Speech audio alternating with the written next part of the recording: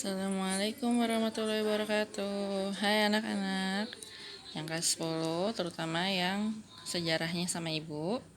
Sekarang ibu akan melanjutkan materi yang kemarin sempat ibu jadikan tugas, di mana kalian harus mencari dulu sebelum ibu menjelaskan. Kayak di sini yang akan ibu jelaskan di sini adalah pola hunian dan sistem kepercayaan manusia purba.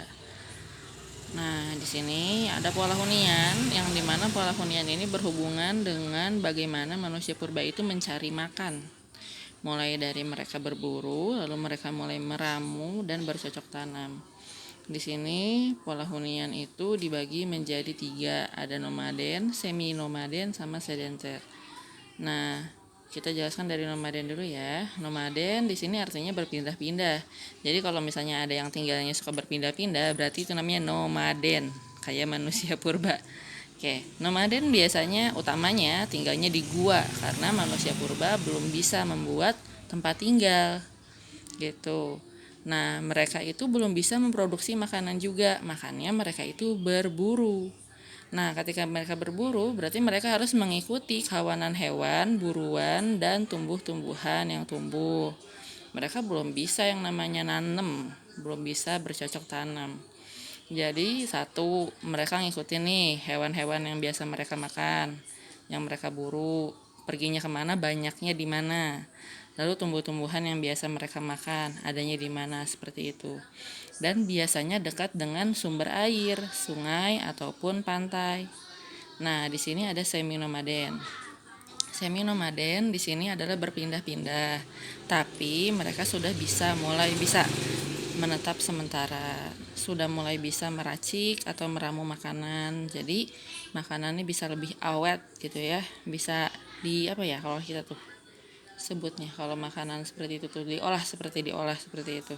Nah, mulai membuat tempat tinggal sederhana. Jadi mereka bisa nih bikin gubuk-gubukan gitu loh yang sederhana seperti itu.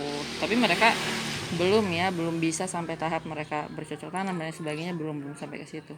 Nah, sedenter itu sudah menetap, di mana ketika mereka sudah menetap itu mereka bisa memproduksi makanan. Produksi makanan dalam artian apa? Oh, berarti sudah ada api. Sudah ada api berarti makanan tuh bisa diolah oleh mereka, makanya bisa memproduksi makanan.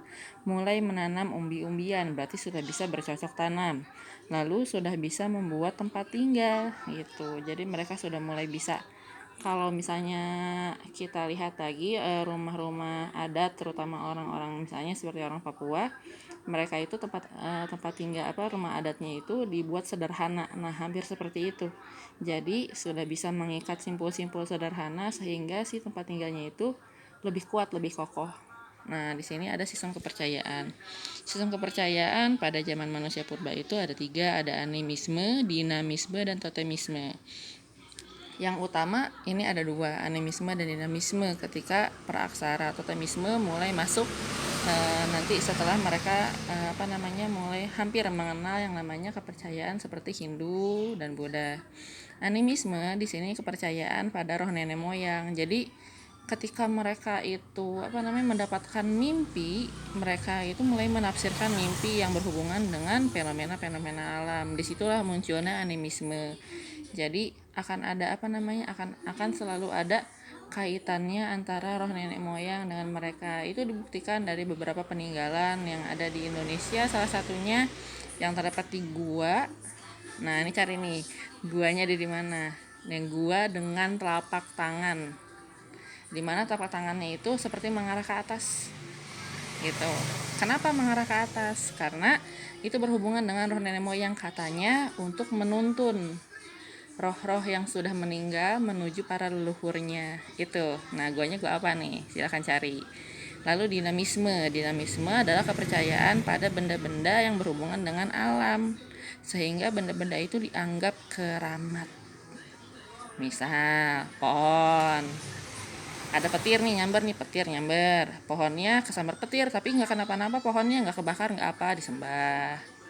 Ada batu dianggap besar, di dalamnya ada ada rohnya, disembah. Ada pokoknya ada kejadian alam yang mengenai misalnya benda-benda yang memang ada di sekitar mereka, lalu mereka menganggap si benda-benda tersebut jadi keramat.